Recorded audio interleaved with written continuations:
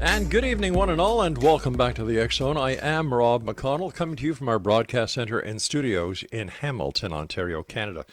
If you'd like to find out about the programming we have on the X Zone Broadcast Network, www.xzbn.net, and we're coming to you tonight on the X Zone Broadcast Network, iHeartRadio, Simul Radio, and Simul TV. If you'd like to send me an email, it's very simple. xzone@xzoneradiotv.com, on all social media sites, Xzone Radio TV. My guest this hour, X Zone Nation, is Benjamin Radford, a good friend of the X Zone. And you're probably saying, because you're one of the very new listeners that we have here on the network, thanks to our good people and friends at Simul Radio and Simul TV and Globecast. Well, it's very simple. Benjamin is the deputy editor of Skeptical Inquirer Science Magazine, a research fellow with the Committee for Skeptical Inquiry, author over 1,000 articles on a wide variety of topics, including urban legends, the paranormal, critical thinking, and media literacy, author of 8 books and growing, board game creator, film director, science-based paranormal investigator, and so as you can see, he's a very busy guy, and he's here tonight to talk to us about one of his very interesting books entitled Mysterious New Mexico. Joining me now is former, gosh, I forget the city. Buffalo? Thank you. Former Buffalo resident. It comes with old age, Nick. You've got another 40 years to sample it. Nick Radford. Nick, always great talking to you, my friend. Thank you so much for joining us. Good to be here. Hey, Nick, just before we get on to this... You called me Nick, not Ben. Sorry, Ben. That's okay. I know Nick. He's we actually look very similar. We're both bald. I'm slightly more handsome than he is, but I'm Ben. So I've heard. All right, and sorry about that, Ben. Before we get to the serious stuff, I can prove unequivocally why extraterrestrials do not land on this planet and make themselves known. I've got the answer. I'm keen to hear it. I've heard various theories, but all of them seem a little dubious to me. But I want to hear yours. The Senate nomination into Judge Kavanaugh. They're watching it and they're saying, "You've got to be kidding! You want us to go down there? Forget it." Oh. Yeah, it's a mess. You do have to wonder, if there are intelligent life watching us, they're just shaking whatever they use as heads and just saying, "Why would I want to go down there, write little symbols in crop circles, probe anybody's butts? Why? Let's move on." But there's another example to prove that there has been reversed engineering done and that the extraterrestrials were in fact here. Where else would we get the tools used for a colonoscopy? In a perverse, weird sort of logic, I think you're right. But I digress. Great having you with us. And I was wondering, tell us about New Mexico. Isn't that where you were originally from, or you are now? Or? Yes, both actually. I was born in New York City, but I spent the first couple of years with my parents traveling around, actually throughout South America and Africa on the back of in the back of a trailer. We ended up in Louisiana for a while, but I spent most of my life here in arid New Mexico, although I did spend an intervening decade up there in Buffalo, and I don't want to disparage Buffalo, but I will say that one of my favorite things about being in Buffalo was going to Canada. Well, you've got 20 million Canadians clapping right now. 21 with true. Me. By the way, for those of you watching us on Simul TV, the background photo is a photo of that beautiful beach that we were at in Lahaina. The sunset in Lahaina, Maui, is fantastic, and this was sent to me by a gentleman I had the pleasure of meeting there. His name is Maurice Lewis, and he is just one of the many staff members at Bubba Gump's there. Fascinating time, great food, great service, and a great photo. Thank you, Maurice, for sending me this great photo. New Mexico is, I would imagine, known as one of the states where very little happens. I mean, besides Roswell. Well, New Mexico is a curious state. It's relatively poor state. It's pretty large. As you go towards the west, the states get increasingly larger. But it's very arid, and I've had friends of mine who visited New Mexico for the first time, and they're surprised at how much of it actually does look like a Bugs Bunny Roadrunner cartoon. It's there. No, there are many parts of New Mexico that look. Now, to be fair, I want to be crystal clear. All right. The state bird is the roadrunner. There is a real bird called roadrunner. It does not beep. I was confused about that because we have roadrunners here. I see them crossing the road every now and then, usually eating lizards. And for the first few years, I growing up here, I was like, why aren't they beeping? And then finally someone took me aside and said they only beep in the cartoons. But if you look at the backgrounds of the Wile E. Coyotes and Roadrunner, many parts of rural New Mexico look a lot like that. Once again, I would imagine the most famous event to happen in Roswell, besides being the place where the atomic bombs, kind of left in the aircraft and went over to Hiroshima and Nagasaki, was the Roswell event of 1947. Yeah, that is sort of the marquee mystery of New Mexico, of course. And anytime if I'm traveling abroad or something, and I tell people from New Mexico, they either latch on to Breaking Bad, which is filmed here, oh my gosh, or of course Roswell. Those are the two things they latch on to, and it is interesting. Roswell is about 4.5 hours south of where I am, but the whole state is sort of saturated in sort of an exoticness. It's always been a land that's drawn artists from Georgia O'Keeffe to gunslingers. We actually have our first the spaceport. We have a spaceport here, a couple hours south of here, where later this year or early next year they're going to be taking space tourists up into orbit. So it really is a land of sort of curiosities, and I think part of it is that here in New Mexico, it's easy to envision it being sort of a rural Wild West area. And so, if I tell you that a UFO crashed somewhere, in rural New Mexico, I don't know, Mesa in the desert or something, it's more plausible than if I tell you it crashed, outside of Atlanta or Boston or something. That's because there are no witnesses in New Mexico where there'd be multiple witnesses anywhere else. Well, that's a big part of it. Another thing that we can thank our extraterrestrial brothers for is that thanks to ET, giving somebody the finger is now socially acceptable. That's right. I hadn't thought about that, but thanks to our space brothers, we can now do that. That's right. Have you been to Roswell? I'm sure you have. I have. I've been there 2 or 3 times. To be honest with you, there's not a lot there besides the UFO tourism. I mean, it's a nice enough town. Yeah. If you're on your way to, Western Texas, which I guess some people might be, it's a nice stopover. But I mean, the main reason to go to Roswell, that really pretty much anybody outside goes to Roswell, is for the UFO festival. And I was there twice, most recently about 5 or 6 years ago. And it was fascinating. I of course, given what I do, research investigations and weird things, I had to go sooner or later. And it was just, it was this amalgam of, bizarre new age stuff and, people walking around with, alien costumes on, and this hodgepodge of it wasn't just aliens. It was, basically a kitchen sink of new age stuff. So you had psychics and crop circles, and I met a guy named Lloyd Pye who died a year or two back. Oh my gosh, yeah, Lloyd, with Star Child.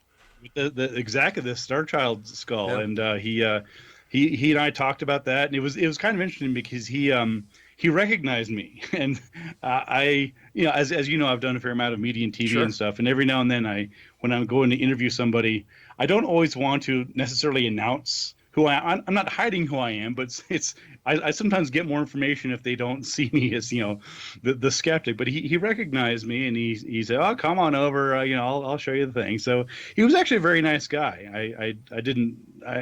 Some of the answers when I asked him about why he was so certain that his skull was of alien origin were a bit sketchy, but he was a nice enough guy. You and I have to take our break. Please stand by. Our good friend Benjamin Radford is my guest this hour, Exonation. And if you'd like to find out more about Benjamin, www.benjaminradford.com. This is the X Zone. I am Rob McConnell, coming to you from our broadcast center in Hamilton, Ontario, Canada.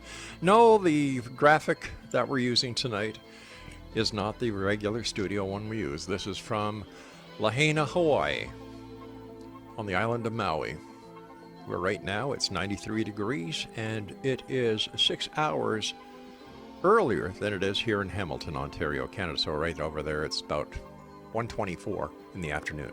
We'll be back on the other side of this break. Don't go away.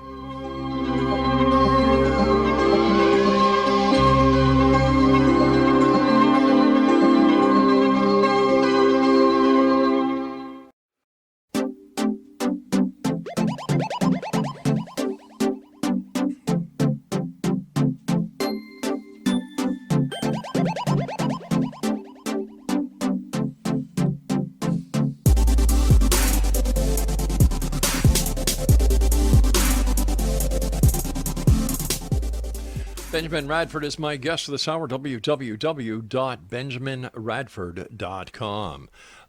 We were talking about Lloyd Pye before we went to the break, and when I first started doing this show going back to oh my gosh, let's see, we've been on air for about 1990, 1991.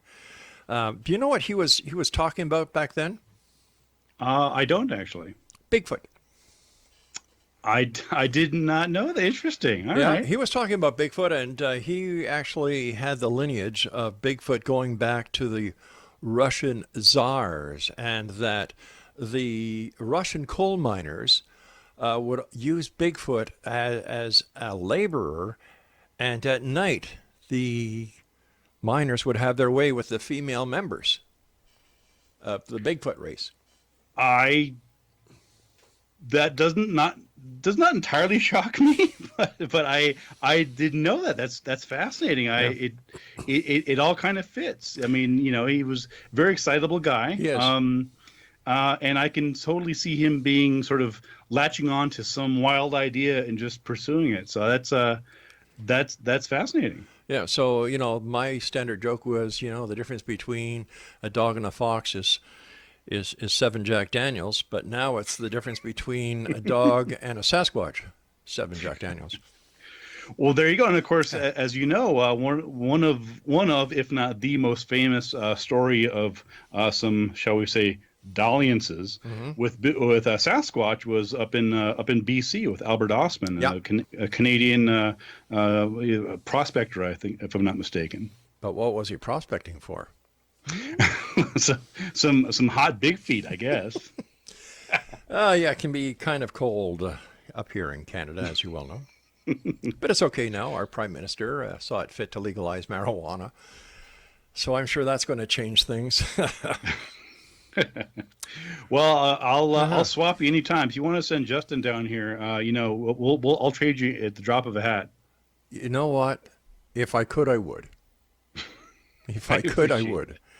Just for you. We'll even take Belinda Stronach at this point. I mean, whoever you got out there, just send somebody over. No. Wait a sec. Hold on. You've got William Shatner, and you've got all the Canadian actors down there. Now you want our Prime Minister? Go ahead.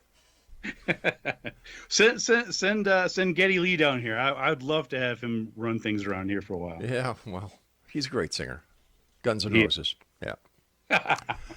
Okay, why did you write the book on the mysteries of New Mexico when you've written, you've gone all over the world, you've been across the United States several times? Why mysterious New Mexico? What do you know that the rest of us don't know? That's actually a good question. Part of it was that I had previously written a book for UNM Press, one of my publishers, University of New Mexico Press, and I did one, as you know, on the Chupacabra. Yeah. And that took a couple years, and it was a pretty in-depth investigation. It was a good investigative piece there, and my editor there, a guy named Clark, was talking to me, and he said, "Well, what do you have next?" And I said, "Well, I'm always being asked to do some investigation. Maybe it's genies or UFOs or monsters or whatever else." And And he said, well, and I talked to him, about Loch Ness and different stuff I'd done. And he said, well, what about something, here in your own backyard? And I hadn't really thought about it. It's one of those things where, it's when you live in a place, it just, everything sort of just becomes background. Exactly. So sometimes it takes a friend or a stranger coming here to sort of point out the things that you walk by every day. And he said, yeah, there's all sorts of weird things. I said, yeah, I don't want to do Roswell. Roswell's been done to death. He said, no, there, he just said, just spend some time looking around. And sure enough, he was right. And so I realized that there's so many mysteries and there's so much high strangeness here in my own home state that was literally in my backyard. And I said, yeah, let me turn some of my investigations into a book. And I had actually done several of the investigations beforehand. I just hadn't sort of had the thought to sort of combine them into a book specifically about mysteries, miracles, and myths and legends in New Mexico. So that's what I did. What was the most mysterious event that you discovered that shocked even you? Oh, that's a good question. I would have to say there's a couple that I really deal with in the book. One of the most mysterious ones that I was surprised at how it turned out was I was asked to look into miracle healings. And I investigate miracles on occasion if it's something that's sort of within my bailiwick. I was actually on a guest on a TV show called Miracle Detectives a couple years back. It was on Oprah's network, which Good show. I think It was a good is show. it? Yeah. Yeah, it was pretty good. I don't know. I think Oprah Network is long gone, but I was on there once or twice, and I got an email out of the blue from somebody who had seen me on that TV show, and said, I was healed by miracle dirt. Can you investigate? And Miracle I said, okay. And so I looked into it. And as it turns out, there is a church up in northern New Mexico, about an hour and a half north of here. Uh-huh. And it is said to have, it's called the Chimayo. And it's said to have, it's a beautiful old church. It's, one of the oldest certainly in the Southwest. Right. Old adobe, just, gorgeous old place. And there's one particular room that has a hole in the floor, and it's basically sand and dirt underneath it. And the story is, and I'd occasionally heard this, just growing up, people talk about the pilgrimages there. Yes, so once okay. a year they have, for Easter and all that. Mm-hmm. But I hadn't really paid much attention to the miraculous healings. It was just, I'd heard about it, but it didn't really enter my radar as something that I could or should research. But in this case, I had somebody who had contacted me of their own volition saying, I was cured by this miracle dirt. Can you validate this? So it's kind of a long story. I won't go to the whole thing. It's one of the chapters in the book, but it was fascinating. So I met the guy, a guy named Armando, and his story just briefly was that he had been severely burned. He just come home from military service. It was here in New Mexico, and there was a flash fire, and somebody had knocked over some oil, and just basically, or actually it was fumes, and it just exploded up. And he was, according to his story, he was badly burned, third-degree burns over most of his body. And he said that he'd gotten bandaged up and the whole thing, and that he had gone. And this all happened. I'm forgetting the date. It was in the 50s, I believe. And he had been taken and insisted on going to the church because he was a very devout Catholic, where he had rubbed this dirt on his wounds. And he said that within a few days he was almost entirely healed. And so that was an interesting case. I didn't really know what to do with it, and I ended up consulting with medical doctors and researching as much as I could what actually happened to him and trying to piece it back together. Because again, by the time I had heard the story, it was decades old, and so I had to try and I met with him and his wife, and they didn't have any records to go back that far, and so it was a fascinating case. What did the medical professionals say about the possibility of this dirt having any effect on his wounds? Well, there were a couple aspects to it. Well, the first one was that I soon realized, or I discovered that and I don't think I'm giving away any secrets here, but they actually truck in sand from elsewhere. So it's not as if the dirt miraculously reappears after people take it out. They in fact, if you go behind the church, there's a huge pile of sand where they bring it in and put it back in the hole, and then the pilgrims take it out. And so I did some research into, what's the possibility that this dirt actually has miraculous healings. And there were a couple answers. One of them is that, frankly, again, given that it's actually dirt that's trucked in from elsewhere and then placed there and then taken out by the devout, right? It's mostly sand, and there's not much there. I mean, there is some clay. There's calcium carbonate that's some people might use to for upset stomach, things like that. It's one of the ingredients in Pepto-Bismol, for example. But in terms of actually putting it on a topical wound, there really wasn't much validity to that.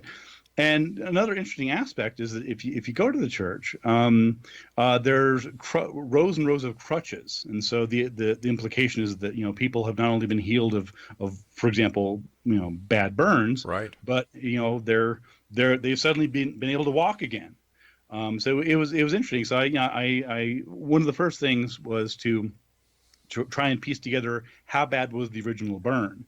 And could it have been, was it actually a third degree burn, or was it like a first degree burn? In which case, as it turned out, again, I don't want to spoil the ending of the story, but as it turned out, what he described was much more likely to be what's called a flash fire, which can be certainly very, very painful, but it's not. It doesn't have. It's basically if you combust fumes. Right. So he wasn't doused in gasoline; it was fumes that exploded. And so piecing back together, it turned out that almost certainly his original wounds and his burns were not as bad as he remembered. And Nick, I'm sorry. Oh, sorry. Ben, stand by. You and I have to take a break. Exonation Benjamin Radford is our special guest. And I've heard of men going to gentlemen clubs and getting flash burns as well from sitting too close to the brass pole. We'll be back on the other side of this break. Don't go away.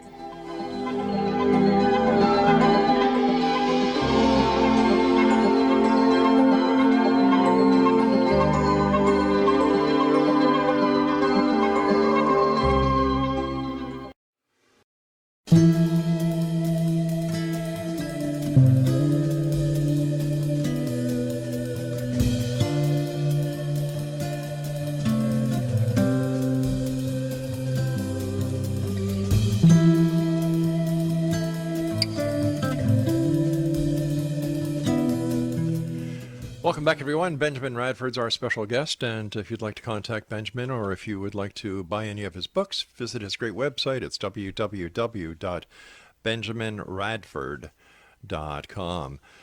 Ben, in Chapter 3, you investigated the mysterious crystal skulls. Now, besides talking about Lloyd's Pie, Star Child, the only crystal skull that I'm aware of is the Mitchell Hedges skull. Yes. What do you know about that skull and the other skulls? What significance do they play in society, if any, besides being very ornamental door stoppers? Well, they are beautiful pieces, I have to say. Exactly as you pointed out, the most famous crystal skull in the world is the one by Mitchell Hedges, the one owned by Mitchell Hedges. I think the daughter Anna died a few years back, if I'm not mistaken. Yeah. And I think she lived in Canada. She did, Kitchener. That's right. That's right. I'm glad my memory isn't failing me. But yeah, so it was interesting. So I've always been fascinated by crystal skulls, and because they're just inherently amazing objects, right? I mean, whatever you may think of their reputed New Age origins. I mean, some people believe that they come from Atlantis. Some people believe they have certain powers and they can heal. And the Mitchell Hedges skull that you mentioned, that was said to have the power to kill. Well, wasn't there a big controversy about it? Wasn't it actually the Bernie Smith skull that Mitchell Hedges actually acquired somehow? Yeah, there's a whole we could do a whole episode just on that. It's a Yeah. fascinating history, but yeah, basically, it's the Mitchell Hedges skull was supposed to have been found by F.A. Mike Mitchell Hedges, who was sort of a British raconteur, explorer, man about town, um, back in the 50s. You see, Exxon Nations, did you see how elegantly our guest described Mitchell Hedges? Like, I just say he was a bloody idiot. But Well, he's dead, so we can say words like fraud, con man. But this is a Canadian podcast, so I'm trying to be polite. this is a radio show, sir. Oh, I'm sorry, I didn't mean to Oh, cast aspersions. ouch. This is a Canadian show, so, but no, so the story goes, and it is it's a fascinating, rich story. Yeah, So it you've is. got you've got this explorer who's talking about how he came back from Belize. At the time it was British Honduras. Yeah. And he tells this very ornate story. I think one of his books was called Danger My Ally, which is a book that I want to rip off that title. That is an awesome title. If nothing else, the man can title a book. Did you ever read the sequel?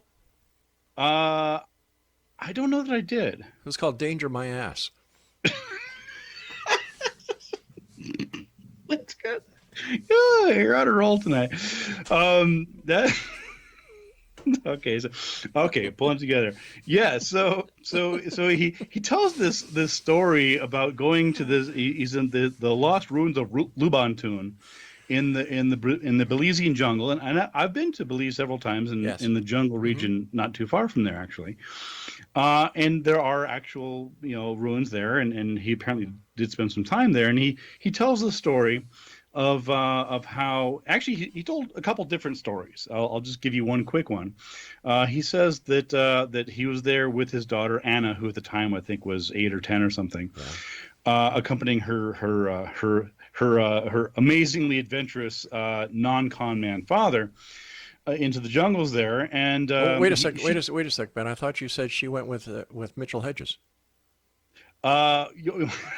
Yes, F.A. Mike Mitchell Hedges, her non-con man father. Oh, that's what threw me off the non part. Okay. Yeah, sorry about that. Didn't mean to throw you off there. Phew. So they told, again, they told several different stories, as you know. One of them was that they were there, and she was being a mischievous little girl. I think it was actually her birthday, according to one of the stories, and she saw a glimmer of light somewhere deep inside the cavernous thing, and they lowered her down inch by inch in a very suitably melodramatic style, reminiscent of Raiders of the Lost Ark.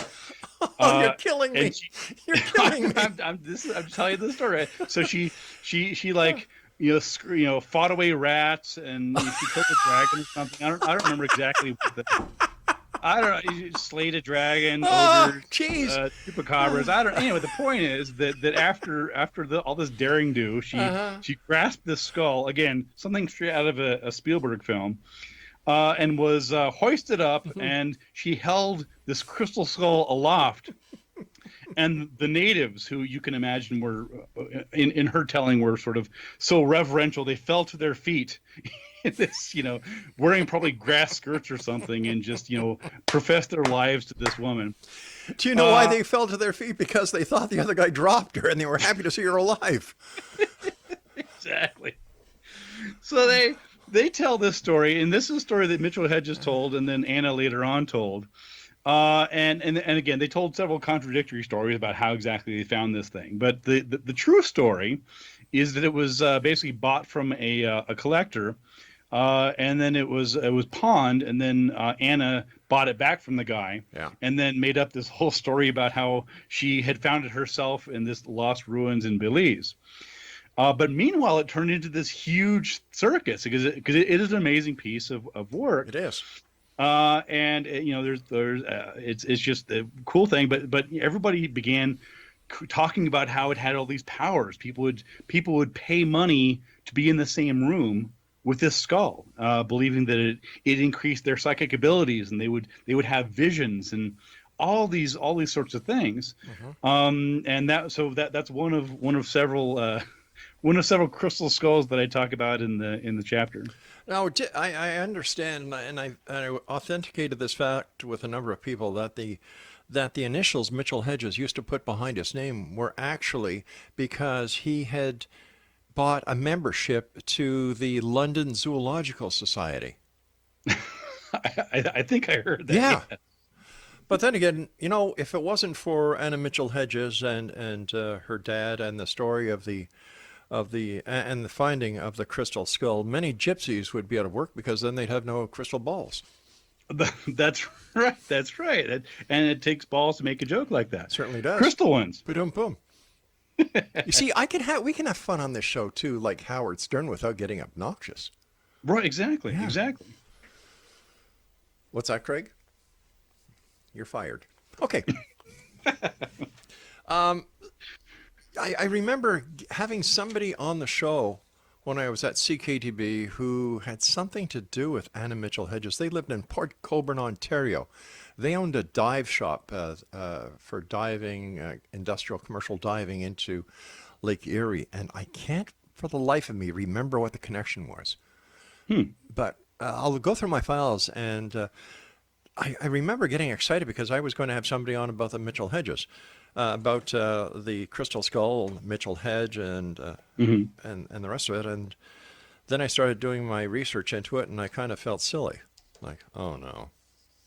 Well, yeah, a lot of people bought into it. Yeah. I mean, it was fascinating. I mean, in my chapter, I talk about, that's only one of several crystal skulls. There's actually another crystal skull that has a connection to here in New Mexico. And it's kind of a long story. I won't go into it. Sure, let's do that on the other side of the break. But I must tell you, the artwork that went into the creation of these crystal skulls is amazing, considering to the best of my knowledge, and please correct me if I'm wrong, Ben, they haven't been able to find any tooling evidence.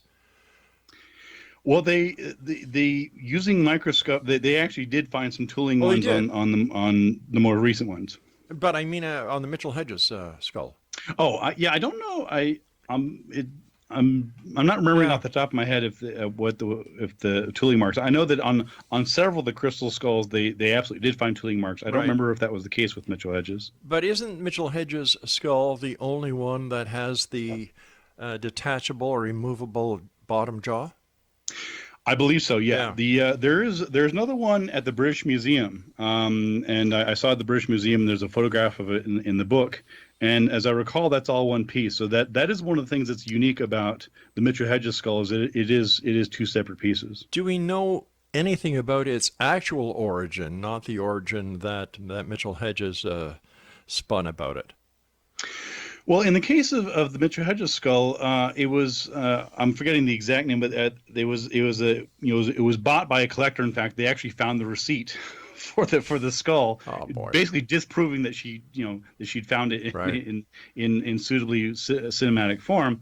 But many of the similar skulls were being made in Germany and also in South America, sometimes from South American quartz, often from Brazil. So we know that there actually was a cottage industry making these crystal skulls in the 1800s, late 1800s. Wow. Unbelievable. Benjamin Radford, please stand by. You and I have to take our final break for this hour. Exonation Benjamin Radford is our guest this hour. He's a real cool guy, even though he's from Buffalo. That's why he's now in New Mexico. Hey, listen, I'm sorry. I've got a lot of great friends in Buffalo. Besides, if it wasn't for Buffalo, there'd be no buffalo wings, and we all love them, don't we? Mm-hmm. Benjamin Radford, www.benjaminradford.com, and Benjamin and I will be back as we wrap up this hour here in the X Zone from our broadcast center and studios in Hamilton, Ontario, Canada. People have a fascination with glass and crystals. My grandmother, God bless her soul, used to collect glass paperweights. And I remember as a child spending hours just looking at them in wonderment, saying, what the hell does anybody do with this stuff? Hold down paper, I guess. Exactly. We'll be back on the other side of this break This is the X Zone. Don't go away.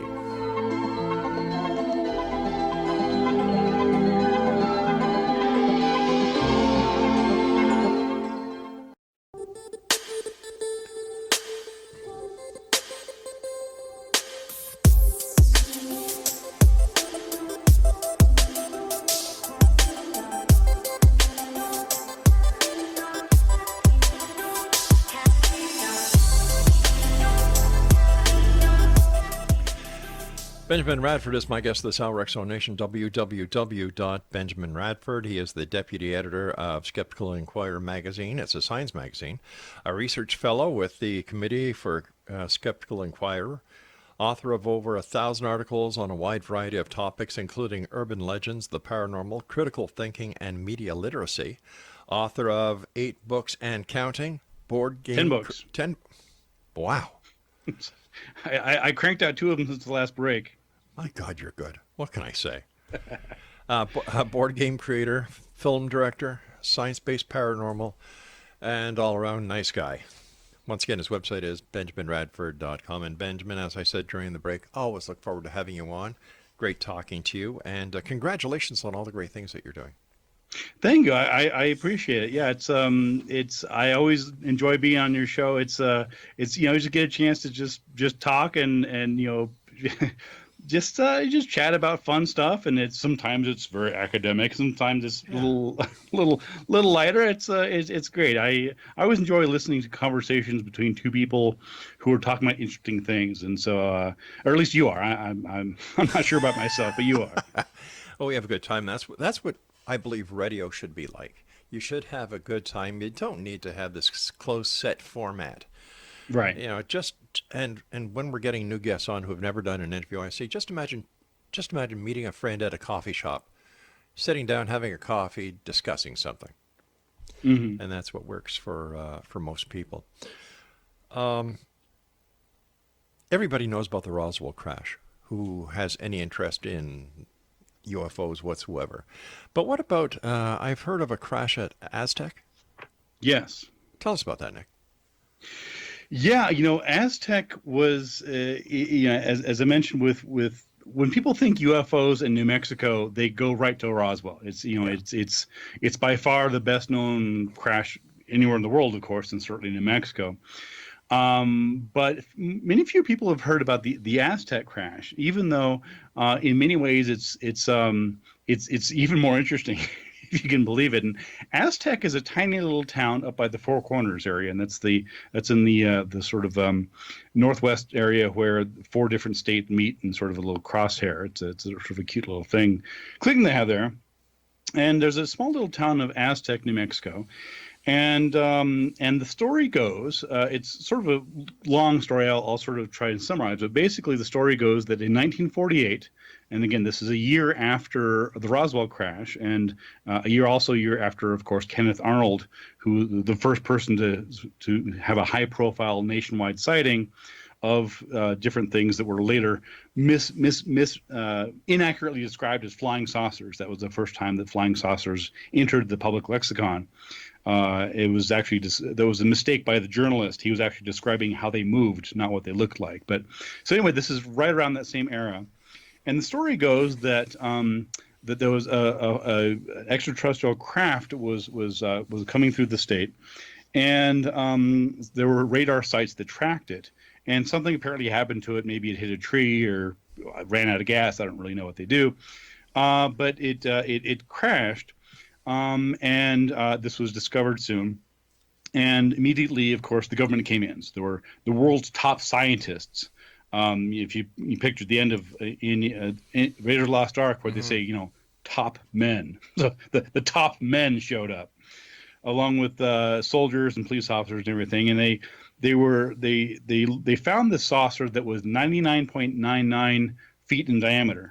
Not 100 feet. That's a whole different saucer. This one was 99.99.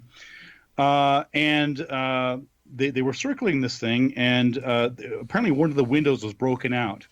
And for 2 days they couldn't figure out how to get into it. And they had a long stick that apparently they were poking at the control panel, and they hit a button or something, and the latch popped open.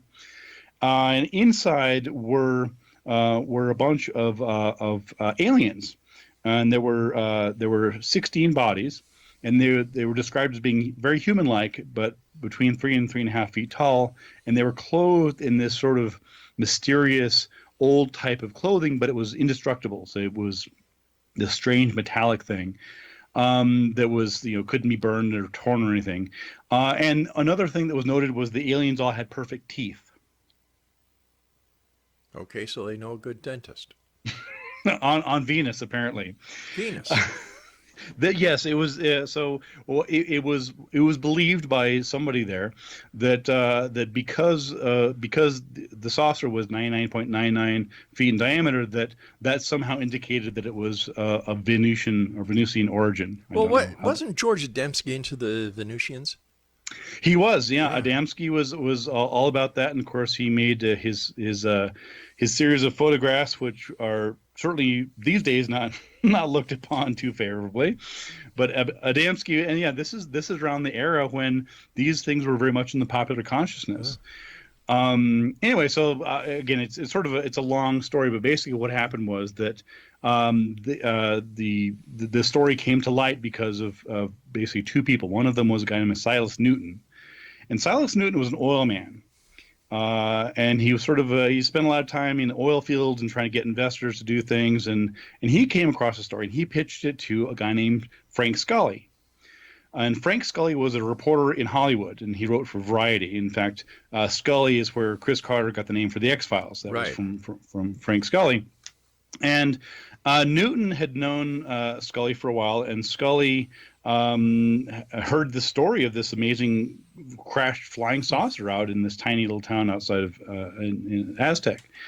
And he wanted to know more about it, and so Newton said, "Okay, well, I'll tell you about it, but I can't give you any solid evidence because, of course, it's a cover-up. Because as soon as the Men in Black came in and they took it all, they told everybody to shut up. But he said, I can let you speak to an anonymous scientist who was there." Da da da dum. Dun, dun, dun, exactly. And this anonymous scientist was called Dr. G. And Dr. G met with Frank Scully and was incredibly impressed. And Dr. G told about how he was one of the world's top scientists, and he had more degrees than a thermometer. And he was he'd been involved in top secret things, and he was called to the crash site because of his expertise. And he was the person that actually handled and saw the dead alien bodies and the crash saucer and this and that.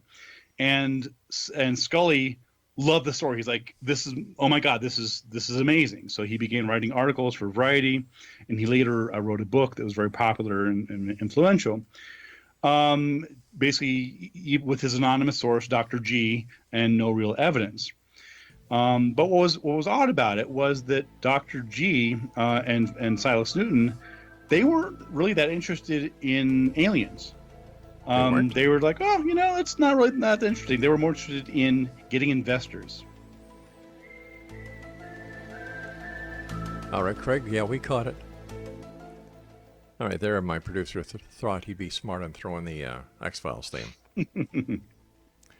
So the idea was that, and this actually surprised Scully, because he's like, well, you're telling me about this, you saw these crashed alien bodies and stuff, and he's like, yeah, that's real. What we really want to do is, like, here's the thing. So Dr. G talked about how he had taken some of the technology from the flying saucer and put it into something called a doodlebug. Apparently this seemed plausible in 1948, and so Newton and Dr. G were getting investors to invest in these devices, which, according to Newton and Dr. G, could detect oil, because again, Silas Newton's an oil man. It could also detect water, and it could also diagnose medical problems. Wow. I know, right? It slices, it dices. There's pretty much nothing this little device couldn't do because of the recovered alien technology. And so, based upon this, Newton and Dr. G went around telling people that they had this device, and it was something about the size of a shoebox, and it had little dials and knobs on it. And they said, okay, no, this is made from Venusian technology, and it can always detect oil, better than anything else. Wow. And we can find these sorts of things. Just give us money, we'll invest in it. But they said, you can look at it, but don't open it. Yeah, it sounds like the that truth-o-meter that they use at the Church of Scientology. It was very much like Yeah. the e-meters, yes. But and in this case, they said, okay, but you can't open it because the technology is so secret that there's explosives in it. And if you open the latch, it will explode. And we're like, okay. Uh-huh. So they paid, so many investors paid a bunch of money to Silas Newton and Dr. G, who was later determined to be a guy named Jabauer, to invest in this alien technology that would help them become rich by finding oil out in the Southwest. So this eventually came to the attention of a journalist by name J.P. Kahn, Kahn, whose skepticism was, shall we say, piqued by this story. And I'll cut to the chase. J.P. Kahn investigated for the San Francisco Chronicle and eventually exposed both Jabauer and Silas Newton as the con men that they obviously were, and they ended up being convicted of fraud. Unbelievable. And it's been a great hour with you, Ben, as it always is. Take care of my friend. Continued success, and I can't wait till the next time you and I chat here in the X Zone from our broadcast center and studio. Until then, be well, be safe, and be happy. All right, X Zone, I'll be back on the other side of this commercial break with the news as we continue here in the X Zone from our broadcast center and studios in Hamilton, Ontario, Canada.